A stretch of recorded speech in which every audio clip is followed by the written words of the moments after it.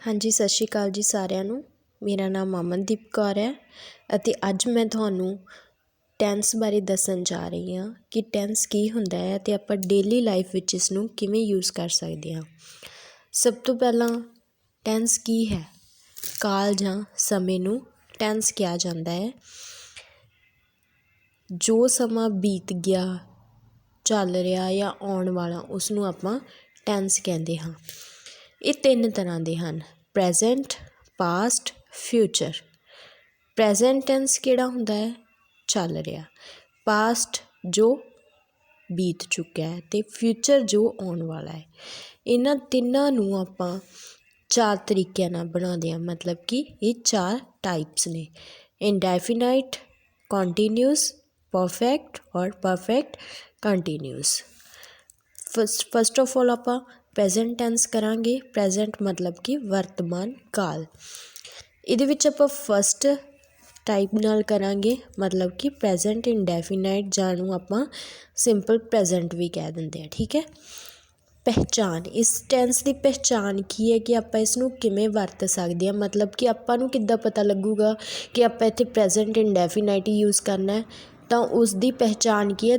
ਜੋ ਪੰਜਾਬੀ ਦਾ ਵਾਕ ਹੈ ਉਹਦੇ ਪਿੱਛੇ ਦਾ ਹੈ, ਦੀ ਹੈ, ਦੀਆਂ ਹਨ ਜਾਂ ਦੇ ਹਨ ਲੱਗਾ ਹੋਵੇਗਾ। ਇਸ ਦਾ ਰੂਲ ਕੀ ਹੈ? ਸਬਜੈਕਟ, ਵਰਬ ਦੀ ਫਸਟ ਫਾਰਮ ਐਸ ਜਾਂ E S plus object. Subject, ਹੁਣ ਆਪਾਂ ਨੂੰ ਪਹਿਲਾਂ ਇਹ ਪਤਾ ਹੋਣਾ ਚਾਹੀਦਾ ਕਿ ਸਬਜੈਕਟ ਕੀ ਹੁੰਦਾ ਹੈ। ਹੀ, ਸ਼ੀ, ਇਟ, ਆਈ, ਵੀ, ਦੇ, ਯੂ, ਇਹ ਸਬਜੈਕਟ ਹੁੰਦਾ ਹੈ। ਵਰਬ ਕੀ ਹੁੰਦੀ ਹੈ? ਜਿਵੇਂ ਕਿਰਿਆ, ਜਿਹਨੂੰ ਆਪਾਂ ਪੰਜਾਬੀ 'ਚ ਕਿਰਿਆ ਕਹਿੰਦੇ ਹਾਂ।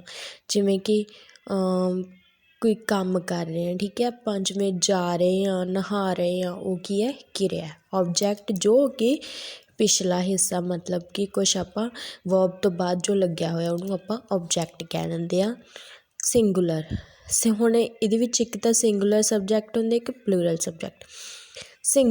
ਸਿੰਗੂਲਰ ਕਿਹੜਾ ਹੁੰਦਾ? ਹੀ, ਸ਼ੀ, ਇਟ। ਜਿਹੜੇ ਇਹ ਹੁੰਦੇ ਆ, ਇਸ ਨਾਲ ਜੋ ਵਰਬ ਲੱਗੀ ਹੁੰਦੀ ਹੈ ਅੱਗੇ, ਉਸ ਨਾਲ ਐਸ ਜਾਂ ਈ ਐਸ ਲੱਗਦਾ ਹੈ। ਉਹ ਆਪਾਂ ਦੇਖਣਾ ਕਿ ਕਿਹੜੀ ਵਰਬ ਨਾਲ ਐਸ ਲੱਗੂਗਾ, ਕਿਹੜੀ ਨਾਲ ਈ ਐਸ ਲੱਗੇਗਾ। ਠੀਕ ਹੈ। ਪਲੂਰਲ, ਆਈ, ਵੀ, ਦੇ, ਯੂ, ਇਸ ਨਾਲ ਜੋ ਹੁੰਦੇ ਆ ਉਸ ਨਾਲ ਨਹੀਂ ਲੱਗਦਾ। ਠੀਕ ਹੈ। ਇਹ ਕੀ ਹੁੰਦੇ ਆ? ਇਹ ਇੱਕ ਵਚਨ ਹੁੰਦੇ ਆ, ਇਹ ਬਹੁਵਚਨ ਹੁੰਦੇ ਆ। ਮਤਲਬ ਕਿ ਵੈਸੇ ਤਾਂ ਆਈ ਵੀ ਇੱਕ ਵਚਨ ਹੈ, ਪਰ ਆਪਾਂ ਇਹਨੂੰ ਪਲੂਰਲ 'ਚ ਹੀ ਮੰਨਦੇ ਹਾਂ।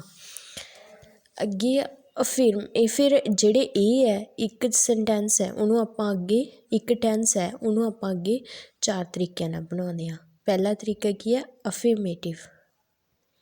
ਅਫਰਮੇਟਿਵ ਦਾ ਕੀ ਮਤਲਬ ਹੁੰਦਾ ਹੈ? ਹਾਂ ਵਾਚਕ। ਨੈਗੇਟਿਵ, ਨਾ ਵਾਚਕ। ਇੰਟੈਰੋਗੇਟਿਵ, ਪ੍ਰਸ਼ਨ ਵਾਚਕ। ਇੰਟੈਰੋਗੇਟਿਵ ਨੈਗੇਟਿਵ, ਨਾ ਵਾਚਕ ਅਤੇ ਪ੍ਰਸ਼ਨ ਵਾਚਕ।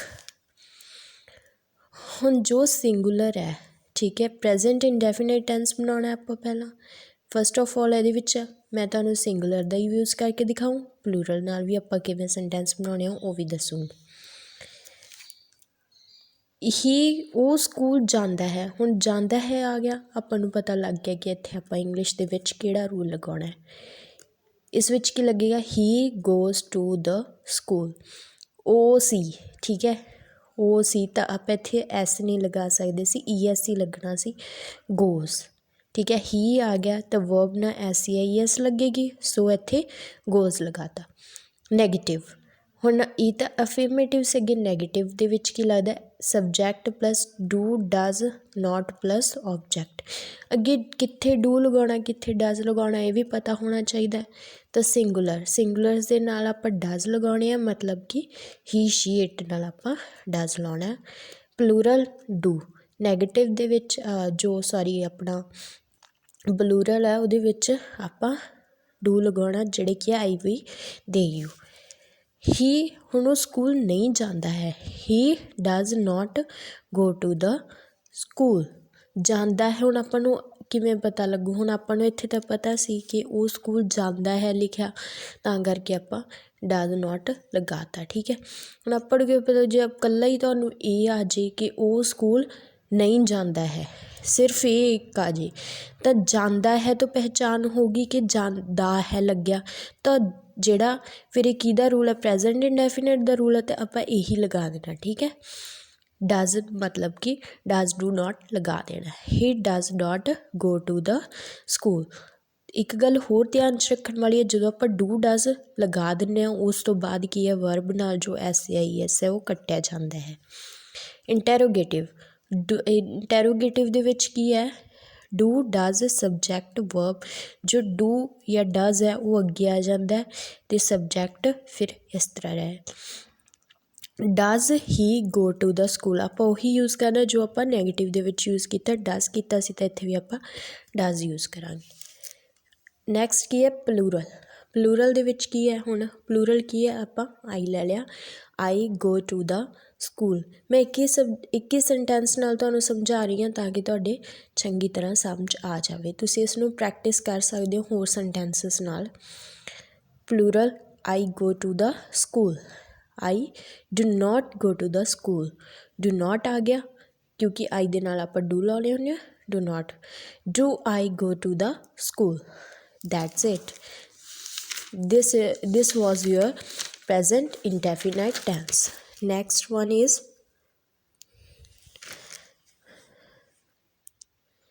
present continuous tense.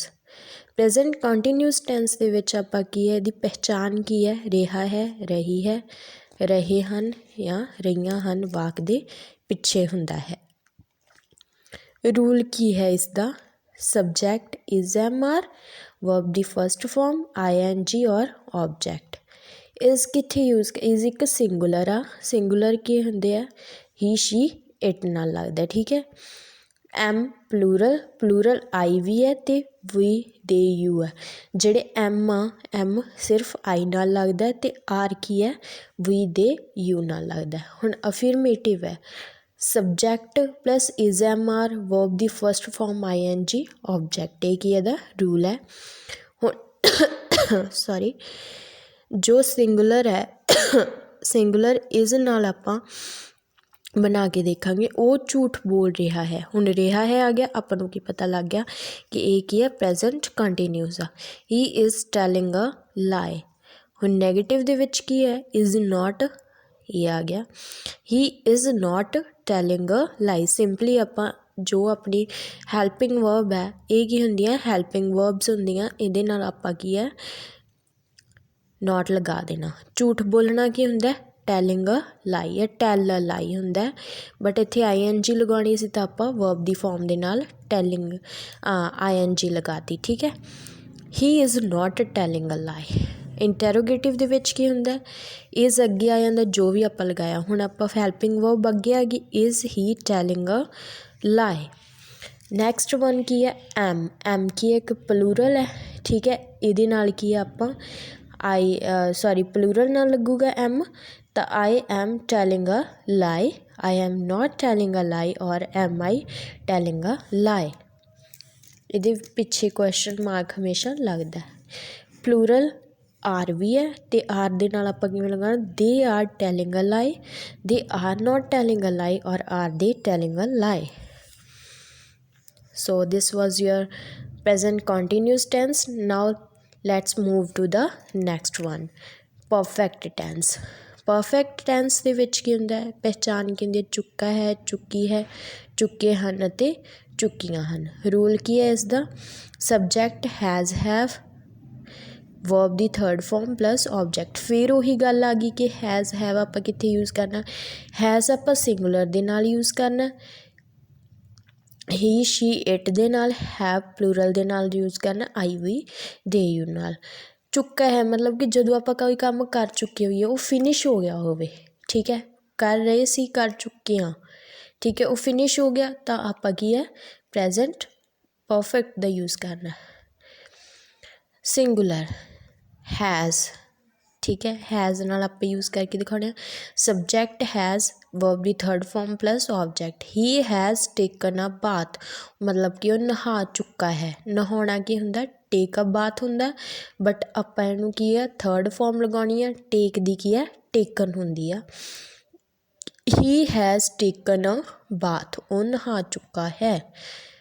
नैगेटिव दे विच हैज़ नॉट लग जू सिंपली तो आपां की है he has not taken a bath. Interrogative दे विच की है has he taken a bath that's it. Now move to the plural.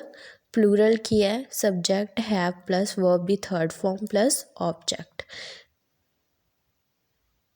They have taken a bath, वो नहा चुके हैं। नैगेटिव दे which have not taken a bath, interrogative दे which have they taken a bath. Okay, now last one is perfect continuous. ये थोड़ा जा critical आ समझना, बट एक बारी समझ आ गया फिर नहीं भूलते। परफेक्ट कंटीन्यूस रहा है, रही है, रहे हैं ते रहे हाँ। रूल की है subject has have been, verb first form ING और सिंस फॉर प्लस ऑब्जेक्ट। हुण आपां नूं किद्दां पता लगू कि रहा है, रही है। हुण आपां इत्थे कंटीन्यूस दा यूज़ करना या परफेक्ट कंटीन्यूस का यूज़ करना। तो इत्थे की आपां नूं दिता होया, आपां नूं की दिता होया मतलब कि टाइम नाल दिता होया। अगर टाइम नाल दिता होया तो उत्थे परफेक्ट कंटीन्यूस का यूज़ होगा। अगर टाइम नहीं दिता होया, सिंपली कोई वाक है कि वह कर रहा कर रही, ठीक है, पर उत्थे टाइम नहीं दिता होया तो उत्थे आपां यूज़ करना है कंटीन्यूस। अगर नाल टाइम दिता होया वाक दे विच तां आपां परफेक्ट कंटीन्यूस यूज़ करना। नाउ नैक्सट वन इज़, ये तो तुहानूं पता है कि हैव बीन कित्थे लगदा, हैज़ बीन सिंगुलर दे नाल ते हैव बीन प्लूरल दे नाल, ठीक है जी। नाउ सिंस कित्थे लगदा, जिथे परफेक्ट टाइम दिता होवे, एग्जैक्ट टाइम, मतलब कि 1997 हो गया जिमें मंडे जनवरी डेट कोई दिती हुई है। फॉर कित्थे लगदा, जिथे परफेक्ट टाइम नहीं हैगा, जिमें कि वीक हो गया, मंथ हो गया, ਜਾਂ कोई डे आपां कह दईए कि 1 डे 2 डे 2 मंथ्स 2 वीक्स इदां दिता है, वीक दिता होया, वो एग्जैक्ट टाइम नहीं दिता होया आपां नूं। फॉर कित्थे यूज़ करना, वो 2 घंटे तो नहा रहा है। हुण 2 घंटे आ गए जी, नहा रहा है हुंदा तो आपां सिंपली कंटीन्यूस यूज़ कर लेना सी, बट अपना की 2 घंटे है, 2 घंटे है तो आपां की यूज़ करांगे he has been taking a bath for 2 hours. 2 घंटे दिते, एग्जैक्ट टाइम नहीं दिता। अगर आपां दिता हुंदा 10 बजे तो नहा रहा तो सिंस 10 o'clock आ जाना सी, बट इत्थे की है 2 घंटे दिता होया। नैगेटिव दे विच की है हैज़ नॉट बीन, ठीक है, ही हैज़ नॉट विच आ जो इन्हां दोवां दे, taking a bath for 2 hours. Interrogative दे विच has he been taking a bath for 2 hours. Since वो 1997 तो दिल्ली विच रह रहे हैं। They have been living in Delhi since 1997। They have not been living in Delhi since 1997 और have they been living in Delhi since 1997। So ये है सिंस आपां हुण इत्थे यूज़ कीता क्योंकि इत्थे अपना 1997 एग्जैक्ट टाइम सी। Guys that was the present tense. Hope कि तुहानूं समझ आऊगा। अगर किसी दी भी कोई क्वेरीज़ है तो प्लीज़ कमेंट्स दे विच दस सकदा, मैं अगे तो होर इंप्रूव करके तुहाडे सामने आऊँगी। Thanks for watching.